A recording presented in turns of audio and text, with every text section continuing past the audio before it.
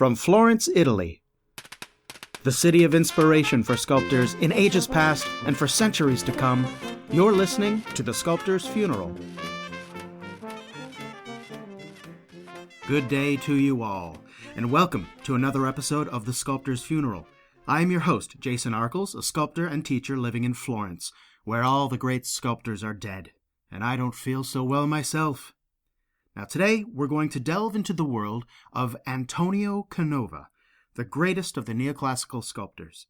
I've covered the subject of neoclassicism in general in an earlier podcast, but allow me to revisit that topic briefly so we can sort of set the stage for Canova. Now, in some of the last history podcasts, I've talked a little bit about the transition from the late Baroque and Rococo styles of the 18th century into a new era in art, led by a way of looking at and thinking about the Greco-Roman world and the art which was created in it. Influenced by the research and opinions formulated by the brilliant German art historian and archaeologist Johann Winckelmann, painters and sculptors gained a new appreciation for the calm simplicity and noble grandeur to be found in much of Greek and Roman sculpture. Winckelmann declared that the path to greatness was to imitate the Greeks, not just in the way they represented the human form, but to aspire to embody the sentiment of nobility of the soul, which the Greeks portrayed through the visual vehicle of the ideal human form. So ideal form springs from ideal sentiment. Greek art was great because the Greeks were great. The rise and fall of a culture, says Winckelmann, can be charted in the greatness and decline of that culture's art. So Winckelmann's theories led to a new popular understanding of the Greeks and their art, and these theories came around at just the right time. The idea that a great culture produces great art, and a decadent culture produces, likewise, decadent art, well, that idea resonated with many in the latter half of the 18th century during the Rococo art period, because at this time you have the Enlightenment thinkers proposing radical change to the status quo, change to the centuries-old traditions of feudalism, to a noble ruling class, domination of the affairs of state by absolute monarchies and by the supremacy of the Pope. The Enlightenment thinkers emphasized the dignity, equality, and nobility of all men, from royal to commoner. The rise of these grand new concepts of a new modern world was a perfect match with Winckelmann's theories about the greatness of a culture reflected in the arts. Thus it was inconceivable that the decadent Rococo style of art could serve as an expression of Enlightenment theories. All right? And so when the revolution came to France in the 1790s and the monarchy was swept aside, older forms of art, supported by the likes of Louis XVI, were also swept aside. We saw how the great portraitist Jean-Antoine Houdon suffered in his late career due to his very close associations with the old regime and the Rococo system held in place by the Académie Royale in France. The stern hand of the painter Jacques-Louis David, who rose to authority both as a painter and as a revolutionary, helped to reorganize the Académie Royale and its associated institutions into new forms.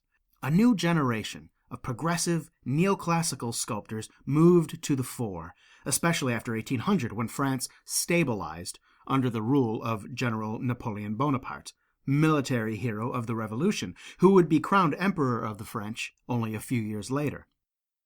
Napoleon, as brilliant a politician and reformer as he was a general, capitalized on the propagandistic potentials of neoclassicism.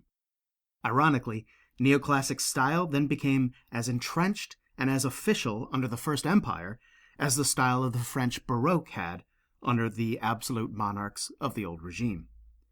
So, all this serves as a backdrop to the subject of this episode, the darling of the neoclassical movement, whose name these days is synonymous with the era, Antonio Canova. I find that sculptors either love Canova or are almost completely unenthusiastic about his work. And I can see both points of view. On the one hand, he was incredibly effective at what he did in his sculpture. On the other, it's hard to appreciate what he did and why he did it without historical context. And now that we've set the stage, let's introduce Antonio Canova as a player on that stage. Antonio Canova was born in 1757, long before the French Revolution, and far from the artistic centers of Paris and Rome. He was born in the most serene republic of Venice, in the small town of Posagno. He was born into a small family of stonecutters and minor sculptors, and he was working in stone at a very early age. His grandfather was the head of the family business, and he encouraged little Antonio to draw, and apparently he was a capable architectural and ornamental draftsman. We need to remember that at this point, in the 1760s, artistic tensions were already starting to heat up in Paris between the Rococo and the tendencies towards early neoclassicism. But Venice was not Paris. And Posagno, Canova's hometown, it wasn't even Venice. Away from the cauldrons of Rome and Paris, the sort of work that was required from the Canova family would have been a close relative of the Italian Baroque style, with a little decorative Rococo thrown in. And it's probable that, had it not been for the interest shown in little Antonio by a wealthy client of the Canova family, Antonio would have inherited the family business and his name would be lost to us. But as it happened, this wealthy client, who was a senator in Venice, had employed the Canova family in several small projects on his estate, and he saw the artistic potential in Antonio and arranged for him to study under a local sculptor of good repute by the name of Giuseppe Toretto, when Antonio Canova was just 13 years old. Canova studied with Toretto for a few years. Then, after Toretto died, he studied with a nephew of Toretto, who was also a sculptor.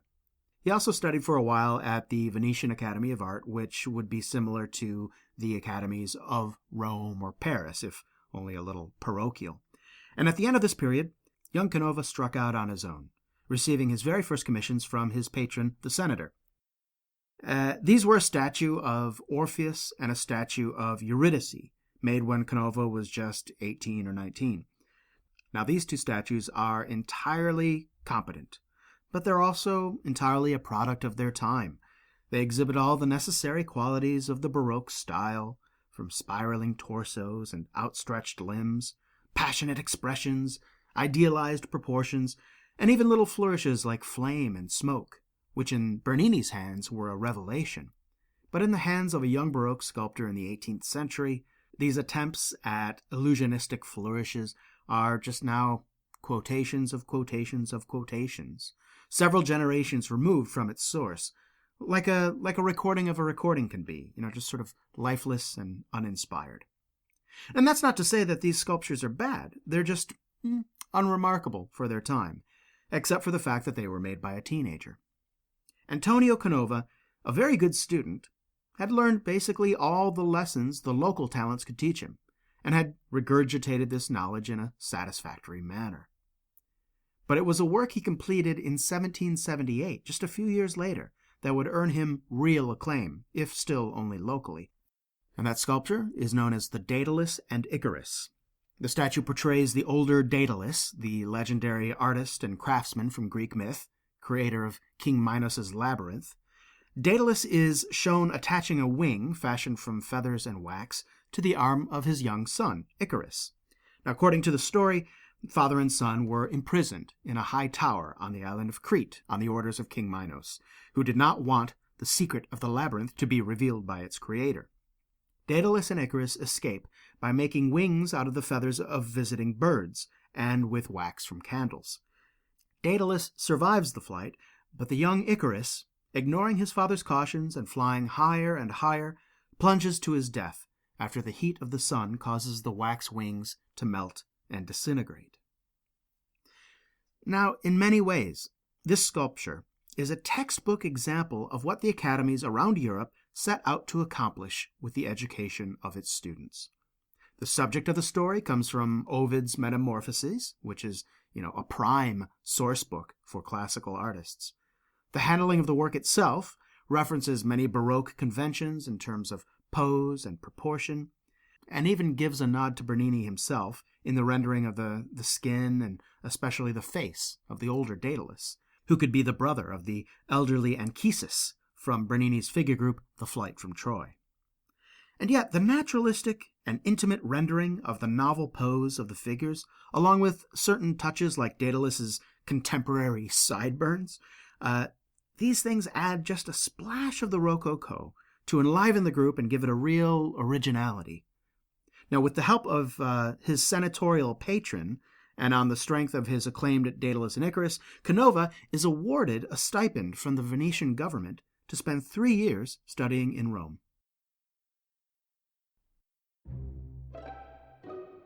Many sculptors and sculpture fans listening will be familiar with the works I'm discussing today, but many will not. If you are not, just go to the website, thesculptorsfuneral.com, and in the episode gallery of this podcast, you'll find many images that are relevant to today's discussion. While you're at thesculptorsfuneral.com, you can also subscribe to the podcast on iTunes. You can listen to every episode of The Sculptor's Funeral for free, and you can leave a comment or ask a question.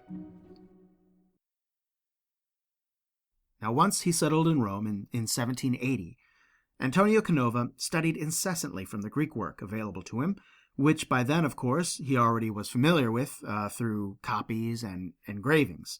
He quickly produced a half-life-size marble figure of Apollo crowning himself, and this work demonstrates just how closely Canova was able to follow the Greek conception of the ideal nude. Here, in this single work, we see just how easily Canova was able to cast aside his provincial Rococo/late Baroque style and assume the mantle of the Greeks. The Apollo is more or less a figure study, and it illustrates Canova's abilities to compete with the other students of the academies in Rome, and perhaps even beat them at their own game, even though Canova, of course, wasn't actually enrolled in any academy. Now, at the time, 1780, Winckelmann's theories and writings had just started to make an impact on the arts, but mostly in painting and architecture. Jacques-Louis David was just finishing up his time in Rome as a Prix de Rome winner, just a few years older than Canova was. And, of course, in Rome is where David was first exposed to Winckelmann's ideas through another painter, Anton Mengs. But David's first real foray into neoclassicism, his painting of the Oath of the Herati, that was still off in the future. That wouldn't be painted for a few more years. And like David, Canova was also introduced to Winckelmann's ideas through a friend, a French archaeologist and writer by the name of Quatremer de Quiancy, and a Scottish painter and art dealer named Gavin Hamilton. Hamilton, in fact, was a close associate of both Mengs and, while he was still alive, Winckelmann himself. Quiancy and Hamilton were eager to impart the new neoclassicism to the young, talented sculptor from Venice. Now, one interesting facet of this period of Canova's life was that he was different from most other talented young sculptors studying in Rome at the time. As mentioned, he was neither a student at the French Academy in Rome, of course he wasn't French, nor was he a student at the Accademia di San Luca, which was the academy in Rome on which the Royal Academy in Paris had been modeled. Canova wasn't a student at all. He was independent. He didn't have to send back examples of his work to his patrons to ensure that he was learning the proper and official taste, like the other academy students had to. Nor was he under strictures as to, study certain sources and not study other sources. He was free. He was free to pick and choose from whatever sources might influence him. Therefore, unlike most others of his generation in that time and place, he was perfectly free to incorporate these exciting new ideas generated by Winckelmann and his circle into his work as he saw fit. It was this freedom to react to these new ideas in his work that makes Canova one of the earliest neoclassical sculptors, and to some extent this played a role in his later supremacy in the movement, as a lot of work from sculptors who followed Canova's early successes took their cues from their work, eager to replicate Canova's success. Now, right after Canova finished his little Apollo, he conceived of the idea to sculpt Theseus and the Minotaur, a theme related to the mythical subject of his Daedalus and Icarus. Perhaps he imagined it to be a companion piece. And at first he had the idea to show Theseus and the Minotaur, really going at it in the heat of battle. Now, showing the two combatants in the midst of action is, of course, an entirely Baroque idea, right? Think of Bernini's David caught in the act of hurling the stone, or Bernini's St. Teresa in the throes of her religious ecstasy. But following the advice of his painter friend, Gavin Hamilton, Canova formulated the composition grounded in Winckelmann's theories of edle Einfalt und stille Größe, noble simplicity and calm grandeur. And so he changed his composition to show Theseus, the exhausted victor, resting upon the body of his already defeated foe. Theseus is rendered in an almost anonymous ideal type, though it is very well done, and it has a strange sort of pose as well, which I can only describe as sort of a seated contrapposto. The rendering of the dead Minotaur is also very restrained, where, we could expect a sculptor to let loose with a few grotesque details and touches. He is a mythical beast, but nope, Canova pulls it back. And it might be difficult to see this work for the first time and really be impressed by it. I mean, it's an excellent composition in the abstract, but taken as a pictorial illustration of a scene, we can hardly imagine that Theseus would just sort of sit on the dead Minotaur's lap like this, just to, take a breather after killing him. And the rendering it's restrained to the point of stylistic severity. And my eyes, at least, they scan the work and, I look for something interesting to lock onto and appreciate, but I don't really find anything there. But that's the thing. I mean, these supposed faults I've just mentioned are actually positive attributes in the realm of the neoclassical.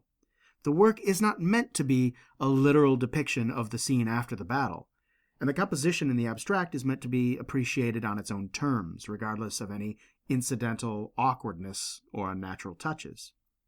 The focus is not intended to be on the sculpture itself, but on the sentiments behind the sculpture, and so it's actually to Canova's credit my eyes don't land on a piece of bravura modeling to distract me away from the appreciation of the noble sentiments lying at the heart of the work. And you know what? That's the crux. That is the crux of neoclassicism. If we don't understand what the neoclassicists were going for, then the whole movement, the whole period as a whole might seem derivative, facile, even boring, when in fact it was a style driven by intense intellectualism, seeking to transcend the physical nature of the work itself. But we live in a very different world than the milieu of 18th century Rome. And in that milieu, the Theseus and the Minotaur was an instant popular success. Canova was almost immediately awarded first one and then a second papal tomb commission for Clement XIII and Clement XIV. Think about that. 2 funerary monuments of 2 popes. I mean, that's huge. That is enormous. And I don't know if this says more about what a game changer the Theseus and the Minotaur was, or about the almost complete lack of inspiring sculptors that were in Rome at the time. Probably both. So Canova completed the tomb for Clement XIV first, and it's interesting to compare to some other papal tombs we are familiar with, like the ones created by Bernini, which set the standard for such grand commissions 150 years before that. Now we see that, Canova, he pays homage to the great Bernini in the general composition of his tomb of Clement XIV. He places the effigy of the Pope high up on a plinth, while his sarcophagus below is flanked by a couple of allegories. Now, certainly the figure of the Pope owes almost everything to Bernini and the tradition of representing seated popes with one arm raised in benediction. We've seen it before. But the real differences lie in the tone of the work itself. The entire tomb projects a somber, restrained tone of grieving, devoid of any attempt to please the viewer with illusion or realism or other artistic tricks, as we so often find in Bernini's work. Now, the entire monument is done in white marble. No brilliant, colorful stones juxtaposed against each other here. There's no flying drapery in an invisible wind, no cherubs or putti to play games in the corners of the monument. There's no twisting action in the allegories. There's no extreme facial expressions. One allegorical figure personifying temperance just sort of simply leans upon the sarcophagus in an attitude of sort of restrained grief, while the other, representing humility, simply just sort of sits very calmly, very still, hands folded in her lap, gazing softly at the ground. And there's a small lamb sitting also very still and almost apologetically hidden in the space between the figure of humility and the sarcophagus. And that little lamb is really the only touch to the whole tomb that we might call personal or idiosyncratic. And then there's the architecture itself of the monument. In the architecture, there's no trace of Bernini's impulse to blur the lines of where the monument ends and the viewer's spatial realm begins. None of that. No. In fact, the structure of the tomb is highly delineated and ordered. Everything is strictly horizontal and strictly vertical, with large, flat areas completely devoid of all decoration, punctuated only by the very minimum amount of cornices and moldings. Now, the clarity and order of this architecture is something that really hasn't been seen since the early Renaissance and Brunelleschi. These bare spaces, ordered and separated from each other in a very legible, hierarchic structure, reflect a mood of calm and perhaps a sense of the void of death, but without appealing to a sense of dread or terror in the way Bernini might, employing winged skeletons and hourglasses. We encounter the calm, ordered inevitability of the afterlife in Canova's tomb, and we encounter it without distractions. This tomb, as well as the tomb for Pope Clement XIII, took about 8 years, and Canova received several additional commissions during this time throughout the 1790s. So while Paris, up north, was in total upheaval, during the days of the storming of the Bastille and subsequently the Reign of Terror, Canova, he was happily producing work for clients in Italy and as far-flung as Austria and Russia. And a recurring subject of Canova's work at this time was the figure of Psyche, the human maiden turned immortal, the bride of Cupid. He sculpted her in several versions, both alone and with Cupid, and in several compositions. And when we understand the goals of neoclassicism, we can understand why Psyche held interest for Canova, as well as for many others. Neoclassical painting is littered with the story of Psyche. Remember, neoclassicism was about the essential qualities which lay behind its physical subjects, right? So neoclassical sculptures serve as physical icons which point the way to the world of the metaphysical. And who or what is Psyche? Well, Psyche, as a character, is an allegorical representation of the human soul. Psyche represents human mind in all its fullness, both the conscious and the unconscious. Now, this Greek allegorical figure is where we get the words psychology, psychedelic, psychotic, and psychic. So, if you are a figurative sculptor whose talents and skills are all about representation of the human form, and you happen to be a neoclassicist whose sculptures should speak about the metaphysics beyond the physical subject, well, of course, you're going to be interested in the character of Psyche, the personification of the human soul. Now, before I learned what Psyche was all about, I would see Psyche statues and Psyche paintings, Cupid and Psyche. Basically it's, two young lovers, a pretty girl playing with a butterfly, or maybe she's even got the butterfly wings on herself. It's one of the attributes. That's how you can tell it's a sculpture of Psyche. If she's got butterfly wings, that's Psyche. And sure, there are many, many lesser talents in the history of art that have represented Psyche as merely that, just a pretty girl playing with a butterfly or whatever. But once we know the story of Psyche, her journey from mortality into the realm of the gods, her trials and suffering at the hands of both gods and mortals, her setbacks, and her final triumph in her search for immortal love, personified by her husband, Cupid, aka Eros. Once we understand who she is and what her story is and what it means, we get so much more out of the work of Canova. And if you don't know the story of Psyche, well, I'm sure you can find synopses of her story online. Most of the source for her mythology comes from a 2nd century Roman novel called The Golden Ass. It was rediscovered by the humanist sculptors and translators of the early Renaissance, and it's where a lot of what we know about classical mythology comes from. Naturally, this was a gold mine for any classicist from the early Renaissance onwards, including the neoclassical era. I mean, the mythology of Psyche is one of the great hero myths. It's right up there with Odysseus and Hercules. It's a huge and involved story. I'm not going to tell it. And I'm kind of surprised, actually, that Hollywood hasn't turned it into a movie by now. But anyway, my point is that when I look at Canova's various versions of Psyche, because I'm familiar with what the statues actually represent, they are immensely more satisfying as sculpture. But I also recognize that the source of my enjoyment of Canova's work, that is, this backstory, it's also a huge pitfall for the general enjoyment of neoclassical work. You have to know the backstory. So neoclassicism kind of demands to have an educated audience. It is intrinsically elitist in this way, and this elitism would become its downfall. Or perhaps I should say it would become its Achilles heel. Later generations of artists and art lovers would just grow further and further removed from Winckelmann's breakthroughs, and of course, everyone's got their own cultural fish to fry. So eventually people forget these stories or never learn them in the first place, and then neoclassicism loses its audience.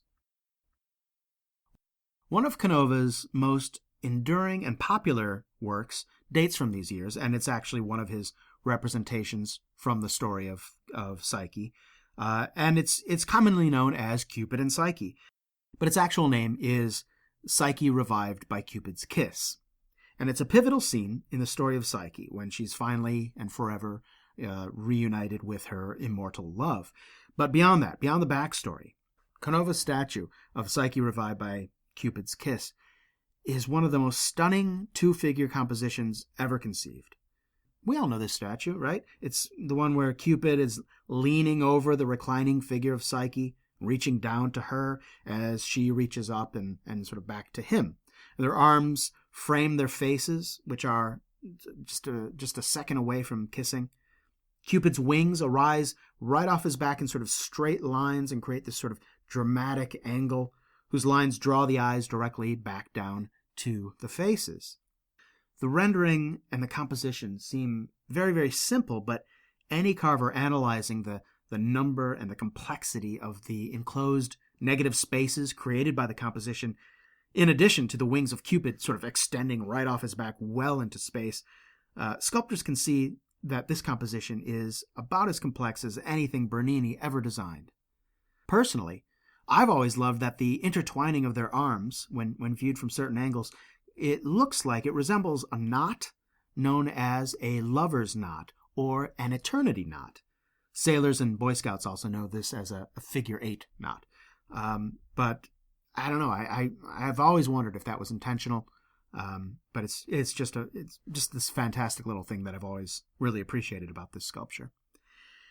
Now, it goes without saying that this composition of Psyche Revived by Cupid's Kiss is unprecedented in sculpture, which is a very important point to raise when discussing neoclassicism in general. Neoclassicism, when it's done right, is a progression from the work of the classic world. It's not merely a rehash of the classical world. After all, it's the metaphysical concepts behind the sculpture that are important, so introducing a new composition is fine, as long as they still help point the viewer towards the concepts behind it. But these fundamental tenets of neoclassicism were not always understood as deeply as this by Canova's contemporaries. And of course, by the mid-1790s, Canova was hardly the only sculptor working in the neoclassical taste, and Winckelmann's theories were being interpreted in various directions by various people. For at least one critic, Canova had gone too far with his composition of Psyche Revived by Cupid's Kiss. Here's a quote from the German critic Karl Ludwig Furnow, and he's complaining about the composition because for him, there is no singular view from which to view the work.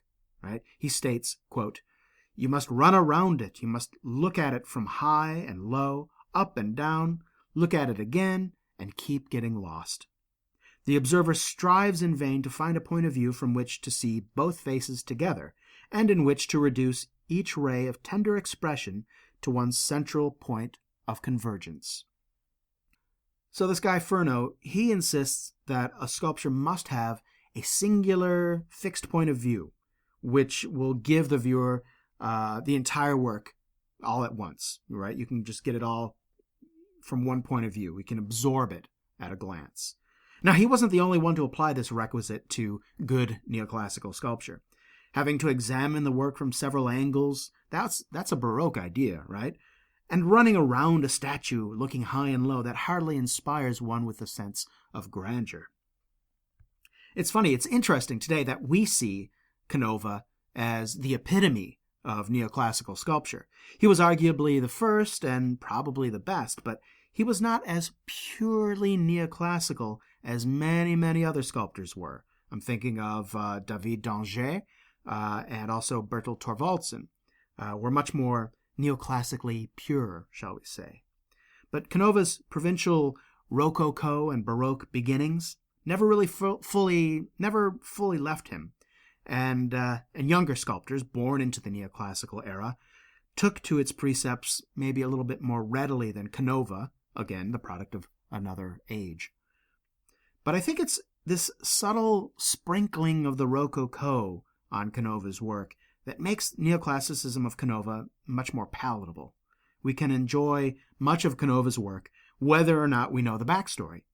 As much as we're supposed to be led into the metaphysical through his work, Canova never lost sight of an ideal of physical beauty or the allure of novel and active poses.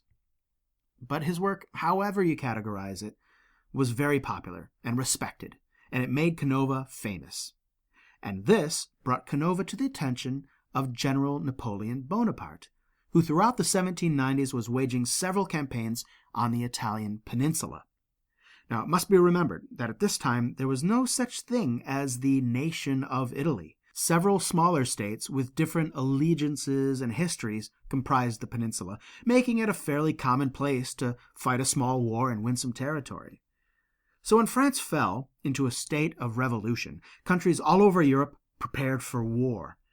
Countries either wanted to take a chunk of France if the country should plunge into chaos, or they were arming themselves for defense in case the new France which arose was an unfriendly one. General Napoleon Bonaparte was the commander of the French army in Italy, and he waged a series of campaigns throughout the 1790s, whose victories catapulted him into being a household word all over Europe. In 1799, Napoleon's army assisted in a coup d'etat in Paris, and he was appointed the first consul of the Republic. But in effect, it was the start of his military dictatorship, which would eventually lead him into being crowned Emperor of France. We'll hear more about the relationship between Napoleon and Antonio Canova when the sculptor's funeral continues.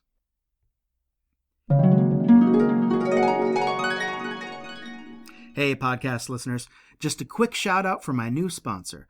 In case you haven't heard the good news, The Sculptor's Funeral is now brought to you in part by Blick Art Supplies, the oldest and largest supplier of professional art supplies in America.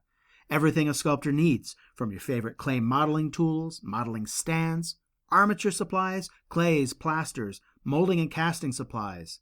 They have it all, and the shipping in the U.S. is free on most items if the order is over $100. And best of all, ordering your supplies from Blick Art Supplies directly supports the Sculptor's Funeral podcast. Just go to the podcast website, thesculptorsfuneral.com, click on any of the Blick buttons you find on the homepage or on the episode pages, and shop away. A percentage of your purchase goes to support the show, and it's very much appreciated. So the next time you need art supplies, click on Blick. And thanks. So, while on his Italian campaigns, Napoleon established a precedent of looting art treasures from the cities he conquered, either outright or by demanding his vanquished opponents give up a certain amount of art as a tribute. There are several reasons he did this. For one, it raised his profile back in Paris, as he would send these works of art back to Paris, where they were displayed as spoils of war. Second, these works of art could be sold off to raise money for the war effort. We need to remember that since the overthrow of the monarchy in France, there were no taxes coming in, as there was basically no government to pay the taxes to. So any war effort also had to be a money-making venture. Soldiers were paid largely by pillage. And finally, the threat of having a city entirely stripped of its patrimony was an inducement for various locations to surrender without a fight. and then have only a portion of its art carried off instead of all of it. And this is actually what happened in the cases of Torino and Naples. Unfortunately, this idea of looting cultural treasures of vanquished locations in Europe, it set a precedent that would be followed for the next few centuries, culminating in the looting of Europe by Nazi Germany in the Second World War. It is largely because of Napoleon that museums in Europe and the United States and elsewhere are full of art that rightfully belong elsewhere. Napoleon systematized this looting to the point where he even created a military division to oversee it. It was called the Commission of Arts and Sciences, and it was a team of specialists who would evaluate, remove, crate, and ship the work back to Paris. Napoleon's biggest haul came in 1796 from a treaty he signed with the Pope himself. Canova and others were there to witness for themselves the cultural carnage Napoleon wreaked upon Rome. The treaty called for 100 various artworks, hand-selected, of course, by the Commission of Arts and Sciences, to be packed up and taken to Paris, though it ended up being many more than just 100 pieces. And, of course, Napoleon took all the best stuff, including the Apollo Belvedere, the Laocoon, some Raphaels, and much more. And then, I love this, actually, to add insult to injury, Napoleon made the Pope pay for the shipping of the work back to Paris. I find that so funny. I guess I can't believe the nerve of Napoleon all the way back then. This is before he was first consul, before he was emperor. He was just the commander of one out of a dozen different French forces at the age of 27. And here he is, making the Pope pay for the shipping of stuff he's stealing from him. That's kind of amazing. Well, anyway, as you might imagine, this outraged artists and art lovers everywhere. One of the most vocal opponents of this tactic was Quatremère de Quincy, the good friend of Canova's, who published a pamphlet against this practice, saying that there exists a relation between a work of art and the place in which it was intended, and eradicating the context in which the work was created irreparably impairs its legibility. By the way, this exact argument would be made again only 20 years later, when the British ambassador to Greece, Lord Elgin, would remove the sculptural reliefs from the Parthenon for transport to the British Museum. And Quincy's argument is one still being made today regarding the Elgin marbles and much other looted work. Napoleon understood the value of art as a tool for propaganda. Though he wasn't what we might call an art lover or a connoisseur, he recognized that others recognized Antonio Canova as the preeminent artist in Europe, and therefore Napoleon strongly desired to have Canova be his court sculptor. As for Canova, he was an Italian patriot, although largely apolitical. Be that as it may, Napoleon's looting of the Vatican and the eradication of the Kingdom of Venice didn't exactly leave a good impression on Canova. On top of that, when Napoleon's army defeated the Kingdom of Venice in 1797, and Venice fell under Napoleon's rule, this had the effect of cutting off the honorific pension that Canova was receiving from the Venetian government. Napoleon, thinking ahead, as always, personally wrote Canova in an attempt to sort of smooth things over. And it reads, quote, "I am informed, sir, by one of your friends, that you are deprived of the pension that you enjoy from Venice. The French Republic holds in special esteem the great talents that distinguish you. Celebrated artist, you have a very special right to the protection of the army of Italy. I have just given the order that your pension be paid to you punctually, and I pray you let me know if this order is not executed, and to believe in the pleasure that I have in doing something that may be useful to you." Well, cool, he got a letter from Napoleon, but Canova really wasn't that impressed. Mostly, Canova just wished to remain as independent as possible and to serve no master but the arts. However, in 1802, when Napoleon called, Canova came. Napoleon wanted Canova to execute his portrait bust in Paris, and at first, Canova tried to get out of it, citing poor health, bad roads, the weather, anything he could think of to get out of it. But the request, over the course of a few months, became more and more in the form of a command. Finally, Canova told the French ambassador to Rome, who was acting as an intermediary, he told the French ambassador that he would not work for the first consul Napoleon because of what he had done to Venice when he was General Napoleon. Only when Canova's refusal became an issue in regards to settling a concordat between Rome and Paris did Canova finally acquiesce under just tremendous pressure. He went, but he didn't like it, and he even engaged Napoleon in quite critical conversation during the sittings for Napoleon's portrait. But his fame allowed him to get away with talking back to Napoleon.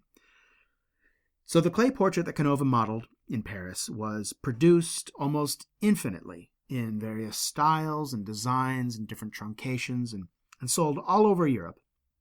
It also became the model for a portrait statue that Napoleon had commissioned from Canova.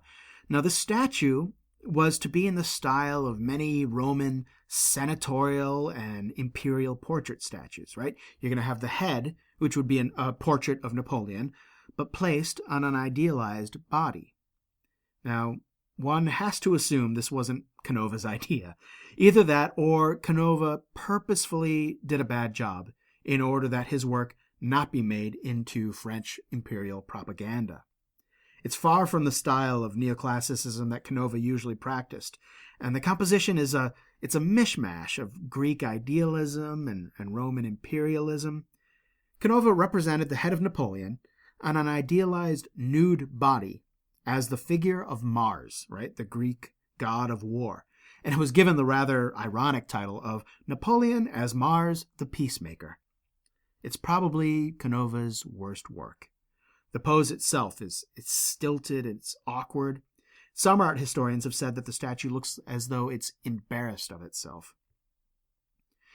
I have to wonder if the failure of this statue is really just what happens when you make an artist do what he doesn't want to do for someone he despises.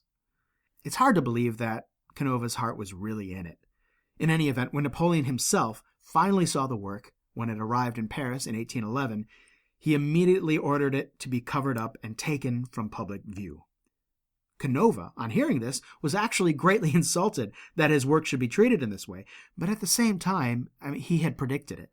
Several years before the work was finished, right in the middle of the commission, Canova actually wrote to his friend Quincy, and he said, quote, "One day the statue of the emperor will come to Paris. It will be criticized without pity, and I know it." In the end, the statue never became the propagandistic icon that Napoleon had hoped it to be, and when Napoleon was finally unseated and the French monarchy restored, the royal government sold the statue for a very, very low price to the British government, who made it a gift to Lord Wellington, the man who had defeated Napoleon at the Battle of Waterloo. Over the decade or so that Canova toiled for Napoleon, producing portrait busts and the statue of Mars the Peacemaker, as well as several portraits and statues of Napoleon's family, Canova continued to explore neoclassical idealism, and he created several works which explore personifications of the arts, as well as feminine beauty. Dancers, including the Greek muse of dance called Terpsichore, the statue of Venus, known as the Venus Italica, and another one of his most enduring works, the Three Graces. The first copy of Canova's Three Graces was actually made for Napoleon's wife, the Empress Josephine. But the statue of three nude females standing together and caressing one another represent joy, beauty, and charm. Canova got the idea originally from an antique statue in Siena, which had also been the source for similar representations in art from Botticelli, Raphael, tons of other people. What distinguishes Canova's version is their perfect balance and rhythm, not only as a composition, but also the way the sculpture balances neoclassical idealism with Canova's highly refined sense of beauty. So much of neoclassical work in the hands of lesser talents is repetitive and anonymous with its idealization. But Canova's genius, when he's at his best, he can render his work with such flawless taste, you forget that the forms are actually idealized. And this is why Canova is the greatest of neoclassical sculptors, in my opinion. Canova knows how to hit the perfect note of refinement without being sparse, the perfect amount of unity and symmetry without being repetitive, the perfect amount of sensuality without being carnal. Neoclassicism is a tightrope. One step to either side leads to disaster, and Canova was the master of balance. In his last years, Canova accumulated the accolades one might expect for an artist of his stature. He was appointed the honorary president of the Accademia di San Luca in Rome. He exhibits with success in the new incarnation of the Paris Salon, which is now open to foreigners like himself, and he continued to produce sculpture right up to the year of his death in 1822, outliving Napoleon by a year.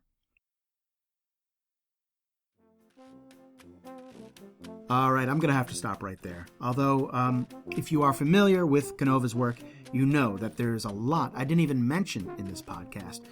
There's the amazing pyramid-shaped tomb of Maria Christina of Austria, the reclining nude figure of Paulina Borghese, the sister of Napoleon, Canova's Mary Magdalene, his relief work. I mean, these are just a few of the major omissions. But of course, if you have an interest, you can, look these works up for yourselves. But I think I'll be covering most of these in later podcasts as well. Like all the greatest masters I'm trying to cover here, one podcast episode just is not enough.